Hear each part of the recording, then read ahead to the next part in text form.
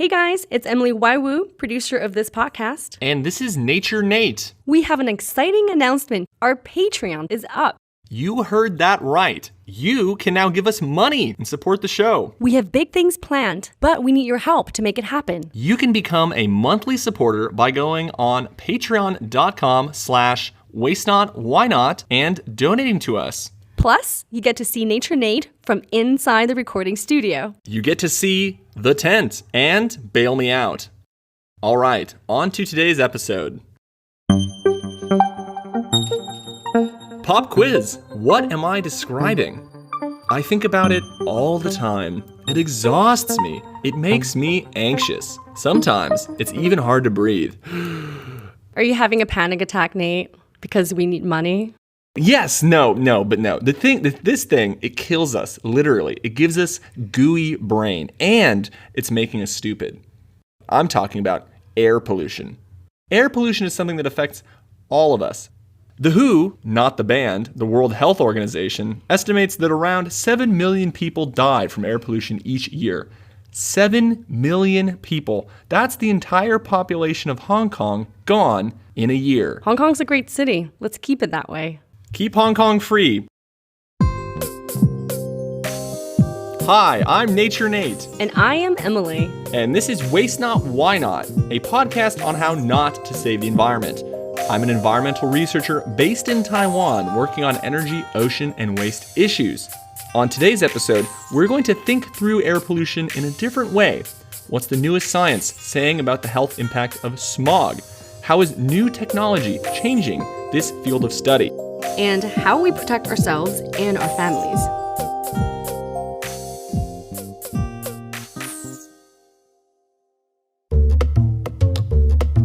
Summer is here. It's time for a vacation. Maybe you live in Taiwan or are looking to travel to Taiwan. And you know what they say, planning is half the fun, right? I love looking at logistics and going through 20 pages of Airbnb and sorting through the top 10 lists of the top 10 lists of where to go. Exciting, right? No, you just don't have the time. So look for One Taiwan, WAN Taiwan, for a hand-picked, customized itinerary for you in English. Here's what you do. You tell them what you're looking for. They give you a set of recommendations. You decide on the recommendations because you trust them. And they do the rest, booking and confirming everything. All you need to do is show up for your trip. One Taiwan, WAN Taiwan, is offering 10% off for Waste Not, Why Not listeners with the code WASTENOT. So that's WAN-TaiwanTravel.com. Again, WAN-TaiwanTravel.com and the code WASTENOT. So, Nature Nate, air pollution. Firstly, not only is air pollution killing us, did you know it's also hurting our brains? How do you mean? Well, so first, we noticed this in dogs. In the early 2000s, a scientist in Mexico City saw that old dogs from polluted neighborhoods tended to be more demented. And when the dogs died, the scientists looked at their brains and found a high level of protein deposits, amyloid B, the same plaque that's associated with Alzheimer's disease in humans. Later, researchers at the University of Southern California blasted dirty air on lab mice, and they found that the mice too developed a certain brain inflammation that's found in humans with Alzheimer's and memory loss. Now, in humans, dirty air from road pollution slowed down the cognitive development of school children in Barcelona, particularly their working memory. In adults, long-term exposure to smog was linked to their decline of cognitive abilities in a large study in China. As if that's not scary enough, scientists have seen our brains shrink, literally, from long-term exposure to dirty air. For example, in one study, I'm just going to read their conclusion, exposure to elevated levels of PM 2.5 was associated with smaller total cerebral brain volume, a marker of age-associated brain atrophy. These findings suggest that air pollution is associated with insidious effects on structural brain aging, even in dementia and stroke-free persons. This is a really terrifying conclusion, Emily. I'm assuming this was after adjusting for factors like education, smoking, diabetes, and cardiovascular diseases. Yes. And last year, researchers from Arizona State University found that yes, long-term exposure to air pollution causes dementia among the elderly. They compared 15 years of Medicare records for 6.9 million Americans aged 65 and older against the U.S. National Air Quality Monitoring Network. A team at the University of Toronto found similar results. That residents who lived within 50 meters of a major road were 12% more likely to develop dementia than those living more than 200 meters away.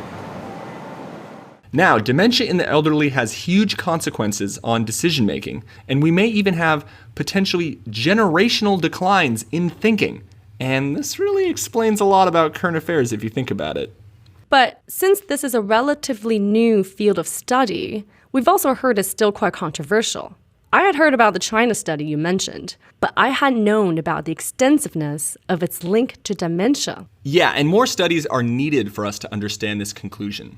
Do we know the full mechanism of how air pollutants are traveling up our air passageways to attack the brain? There's a helpful illustration in the Science Mag by the American Association for the Advancement of Sciences that compares direct attack versus indirect effect by triggering inflammation of the brain. And we'll have that URL in the show notes if you'd like to see that image. Let me be very clear though, this link between dirty air and dementia is not as robust as it is for asthma, lung cancer, or heart disease, but there is a growing body of evidence to suggest that living near a road can increase your likelihood for cognitive decline and dementia. There are obviously lots of correlated factors to tease out here. Living near an area with poor air quality is also going to affect your income and your education and probably your overall health. So maybe there is something that causes cognitive decline, which also decreases your earning potential and makes it so that's the only place you can afford. I don't really think that makes sense either, but with science, it takes time. And with these sorts of public health pollution studies, it can be legitimately hard to sift through the normal background noise of genetics and cancer to find a smoking tailpipe or smokestack. Okay, but what do we really mean when we talk about air pollution? How do we know when to take precaution? Unless you live in Helsinki, Colorado Springs, Tasmania, or any other city dubbed to have the cleanest air in the world, you should probably get a good understanding of air pollution. What it is, how it's measured, and what the advisories mean. Dear listener, meet AQI, AQI, the Air Quality Index, and your new best friend. AQI is the universal language when it comes to air pollution measurement. It's like the thermostat to temperature. I'm just going to go back to calling it AQI. The AQI sensor analyzes the levels of pollutants hanging in the air and then spits out a number that indicates how clean or dirty the air is. The lower the number is, the better the air. And actually, Emily, I'll let you explain this one. You've lived in Beijing. That's a fact. So the AQI is the almost universal language. And I say almost because there are actually several numbering systems. And that can be slightly confusing. There's one that's very widely used by the US, China, India, Taiwan, Korea. And there's actually been several times in the recent past when the air in China, India, and also Mongolia broke the chart to pass 500. And in Europe, the number tops at 100. In Canada, UK, and Hong Kong, 1 to 10 is all you get. So you have to check with your smog chat buddy whether or not you're referencing the same system. A 100 for a Swiss could be a 200 for me. So what's more helpful, other than numbers, is the color-coded health advisories that come with the numbers. Green means excellent, there's almost no pollution. That's what we want all the time. Yellow means it's good air, you can cycle to work today. And from here on, though, it gets worse. Orange, red, purple, marooned, or black. Generally, the darker the color is, the worse the air is. Seems pretty intuitive. Yeah. If you're of the sensitive group like infant, a child, an elderly folk, or if you have asthma, it's dangerous to be outside at orange. But at orange, a healthy person like yourself, Nate, you just need to be on high alert. And if it's maroon or black, well, don't go outside at all. Blast your indoor air filters, all of them, in every room. That's also a good time to tweet at your elected officials. Yeah, and consider moving, like I did. So how did you find this data? Yeah, most of the city's data are published publicly somewhere. There are multiple websites and mobile apps that pull from this data, and they try to give you the best, the most helpful advisories. Some of the services can be quite creative. The app will show a picture of a closed window. So it means, well, you should close your windows today. And when you see an icon of a person wearing a face mask, you know what that means. Wear a mask if you go outside. But how do you pick the right face mask? Does my Batman mask work? Yeah, there's so many choices, right? It really comes down to two things, the fit and the filter. The mask should fit around your face by creating a seal. It doesn't have to be airtight, like a goggle, but it should hug the skin completely. That's the point, right? You want to create a barrier. Different brands will use different materials, which means different levels of comfort. And that's a very personal choice, whether you like the feel of plastic or rubber, or if you prefer cotton. You also want to make sure there's an actual filter on the mask. The most basic label you should look for is that it's protective against particulates, namely PM 2.5. The ones from the major brands all tend to be pretty good. N95s and N99s by 3M, they are disposable. VOC masks are very fashionable. You wear those when you exercise too, right? Oh, you have to. The Rest Pro is very popular for outdoor activities. It's also very badass. You'll look like Tom Hardy as Bane. And I read that there are actually cities where exercising outdoors is worse for your health than not exercising at all. A 2017 study found that in some parts of India, cycling outdoors just 30 minutes a day is actually worse for you than not cycling at all. The results were slightly better for China, where in certain cities, 60 minutes was the tipping point. Right. So before you exercise outdoors or bike to work, you should check the air quality. Whatever the AQI website or app you use, the goal is that you want to be familiar with it. Soon enough, you'll develop an internal AQI sensor. I know I did, very quickly into my time in Beijing. On any given day, you could just smell the sulfur and kind of get a sense, is today 200, 300, or 400? It smelled like burning tire. So you could just open your window and say, that sweet smell of sulfur, that heavy haze. Today looks like a code purple type of day. Let's cancel that walk in the park. Time to Netflix and chill. Yeah, something like that. Be mindful about data accuracy, though, if it's coming from the government, especially if you live in a state not known for transparency. In Beijing, in the first half of this decade, there were two competing AQI databases. There was the one sponsored by the Chinese government. It was generally hopeful. Then there was the data collected by the US Embassy in Beijing. And that was grim.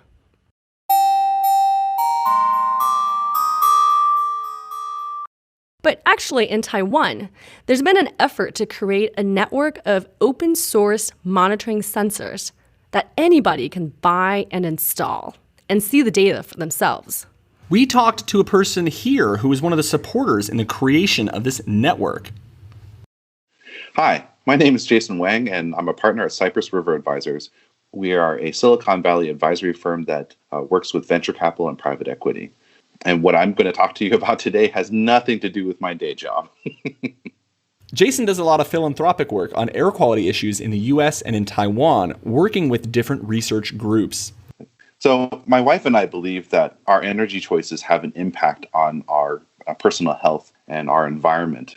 So I've been working with researchers at the Academic Sinica, Harvard, and Berkeley to study how best to set up low-cost sensors across not just Taiwan, but across the United States and other parts of East Asia. These sensors are literally the size of your cell phone, and you can stick them up on a wall or tie it to a pole, and they're recording PM 2.5. Some of them are collecting CO2 information, but the idea is that if you put up enough sensors in an area, you'll be able to see the flow of air going across the city. It's pretty amazing. According to Jason, there are roughly 6,000 sensors making up this network in Taiwan. Most of it was set up by citizen scientists from a group called the Location Aware Sensing System. It's all open sourced, so anyone can build these sensors and put them up outside their homes or in their neighborhoods. So in Taiwan, there are actually enough PM 2.5 sensors across cities that you can find the safest route to avoid the most air pollution. The sensor network is unique. A regulatory sensor can cost up to $500,000. These are low-cost sensors that are under $150, in some cases even lower. And we can deploy them at higher densities than even the EPA could. So if we're looking at PM 2.5 sensors, we're actually leveraging sensors that you could find inside air conditioning units. And we're using some clever math to make sure that it's both accurate and precise. So with something that's so affordable, theoretically, all of us could have our own air monitoring sensor without breaking the bank. And together, we can contribute to a more accurate picture of where we live and protect ourselves against air pollution by knowing where it's coming and how much there is. I'll give you an example. In the California fires, right? If there's not an EPA sensor nearby there, you won't know whether or not there's particulate matter coming toward you, right? They'll simply say, oh, there's nothing going wrong. But if you had a bunch of low-cost sensors in your area, you would be able to see the flow of air coming from the fire to your home. You could build a fence line, essentially. Now, if you want to learn more about these projects, you could go to the PM 2.5 Open Data Portal. That's for Taiwan specifically. And if you want to learn more about it for the US, you can check the Berkeley Atmospheric CO2 Observation Network at UC Berkeley or the Healthy Buildings Program at the Harvard T.H. Chan School of Public Health that also does global studies. So what type of pollutants does the AQI actually measure? And which ones should we keep our eyes on? Or rather, stop our breath over. Take my breath away. We're going to take a break here, and when we come back, we'll talk about what pollutants these sensors actually monitor and how we can possibly start cleaning up the air and maybe delay our dementia. If you're enjoying the show, please share it with your friends. Play it to your family. Tell us what you think. We want to know what you loved and what you want to hear more of. We are Waste Not, Why Not on Facebook and at Waste Not Pod on Twitter. Help us reach 1,000 listeners. Welcome back. We're talking about air pollution and how we can protect ourselves against breathing in smog that can shorten our lives and damage our brains. The bad boys to look out for are ozone and PM 2.5. Ozone. It's the same ozone of the famous ozone layer that shields the Earth from deadly solar rays. But on the ground, it's hyperreactive and can pick you apart. Literally. Breathing in ozone shortens our lifespan. You might also know ozone for its other name, smog. Now, so where does smog come from? Knowing this will help us target pollutants if we want to clean up our air. Basically, it comes from combustion, and we're familiar with that. We see it on a daily basis. Motor vehicles, power plants, burning coal, and even burning wood. California forest fires, I see you. This high heat combustion releases different types of gases and vapors into the air. Two of which, NOx and VOx, nitrogen oxides and volatile organic carbons, when they mix with sunlight, they change color and become this crazy little thing called smog. Hold on. The idea of that is very interesting. That when we sprinkle sunlight onto gases, they become poisonous. Actually, Emily, it's not cool. Remember our statistic from the top of the show? 7 million people die prematurely from air pollution each year. The other pollutant we should know from the AQI is PM 2.5, which means particulate matter less than 2.5 millimeters. These are tiny, tiny, tiny particles that enter our airwaves and basically sink deeply into our lungs. Just like ground level ozone, PM 2.5 is deadly. PM 2.5 tends to come from coal burning, construction, fires, or dust storms. In the United States alone, close to 40% of people live in areas with an unhealthy level of ozone or PM 2.5. Most of this is in California, my home state. Last year, Bakersfield, just north of Los Angeles, scored the worst in both long-term and short-term particulate pollution in the entire country. This was probably due to a combination of trucks, farming, and the desert. The Central Valley, which Bakersfield is located in, traps a lot of pollution from agriculture and from the massive freeways that pass through it. It's also super sunny, so there you have all the ingredients for that crazy little thing called smog. If you'd like to learn more about the pollutants that the AQI looks at, be on the watch for carbon monoxide, PM10, and also sulfur dioxide. So when we talk about cleaning up the air, we can mostly target ozone and PM 2.5. But how do we actually clean it up? Scientists can work it out that if we want our AQI to be 1, we would have to restrict factories and cars. But the right policies need to follow. Over in Europe, the wake-up call for the UK was the Great Smog of 1952, where more than 10,000 people died in London in just 5 days. In the Americas, the U.S. Clean Air Act of 1963 paved the way for one of the world's most comprehensive air quality laws at the time. My dad, the automotive editor, who you might remember from a previous episode, well, in the 70s, he used to come home from work with a soot ring on his white collar shirt. Ask your grandparents or older parents, and they will tell you the same thing. Go ahead, we'll wait. If we want to boil all that down, the main solutions are that we need electric vehicles, cleaner energy sources, and we need to get rid of coal. One of the best ways to do that is to set limits on how much pollution a power plant or factory can release, and then increase those restrictions over time. This is called command and control. These types of policies are making coal more expensive. Pretty soon, coal will no longer be viable, as it would be prohibitively expensive to clean up. This is what Clean Air Acts around the world can accomplish. Is that what got rid of acid rain in the US? Yeah, you probably don't hear much about that anymore, and that's because the US government has mandated low sulfur fuels. They've established scrubbers in smokestacks, and they forced factories and power plants to reduce their emissions of acid rain-causing chemicals. By setting pollution requirements, it forces companies to adapt and improve their competitiveness. But obviously, industry pushed back because it seems expensive making all these changes, right?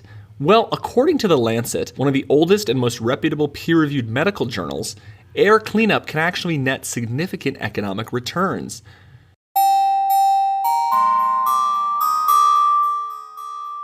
They found that in the US, every dollar invested in air pollution control since 1970 has returned an average of $30 back. That's an aggregated $1.5 trillion back from an investment of $65 billion. That's like the revenue of 3 Walmarts or 5.5 Apples. Not stores or fruits, but the actual entire companies. That's a lot of money. But what does that mean for today? We have these alarming air pollution problems in places like China and India. Right now, you've probably read that India has some of the most polluted cities in the world for air pollution, and, well, that is true. But it doesn't have to be that way. Any country can adopt these policies. This isn't some kind of unique US invention. When you price and ban air pollution, you create economic incentives to adapt, improving overall public health. And if you aren't sick, you can work more. And that's going to benefit our economy. That's the neoliberal argument for clean air.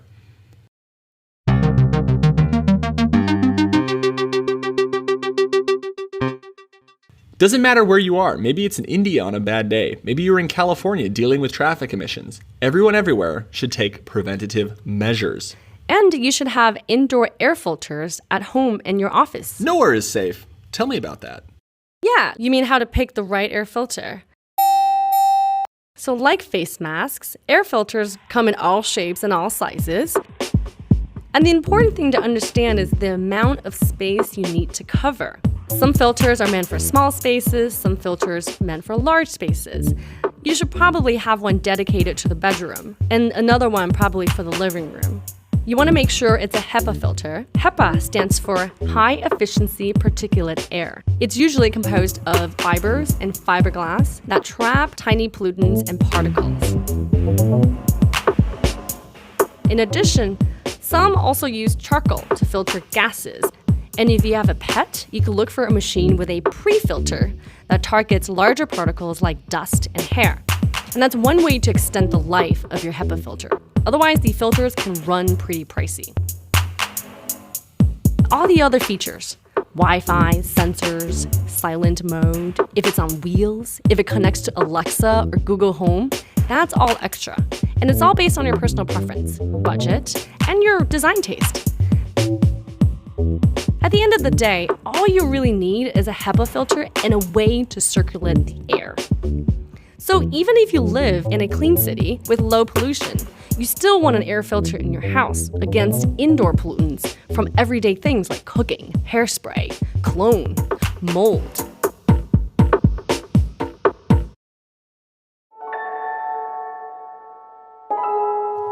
Wrapping up, the biggest takeaway here is that air pollution is one of the largest killers of people on the planet. And not only that, it's affecting the way that they even think. The good news is that we're coming up with better technology to measure the impact, and we have more and more options for renewable energy, electric vehicles, and we now definitely know that certain policies work to stop air pollution. While we wait for those large-scale structural changes, there's a lot you can do. You can wear a mask when you're outside, you can have an air filter at home, you can defend yourself and your office. Overall though, we have to pay attention to air pollution and talk about it. It's just one environmental issue, but in many ways it's more acute and more serious than something like carbon. So, share this episode with your friends, talk to your family, and get informed. Learn about the air quality where you live. I'm Nature Nate. And this is Emily. And this has been the Waste Not, Why Not podcast recorded on a Yeti microphone provided by Blue in a do-it-yourself tent in the Future Ward co-working space in Taipei, Taiwan. You can see me inside this tent on Patreon. Do you have questions for us? Email your voice recording to ask@wastenotwhynot.com. Subscribe to the show on Apple Podcasts, Spotify, or whatever. Give us a good rating. We are Waste Not Why Not on Patreon and Facebook, and Waste Not Pod on Twitter and Instagram.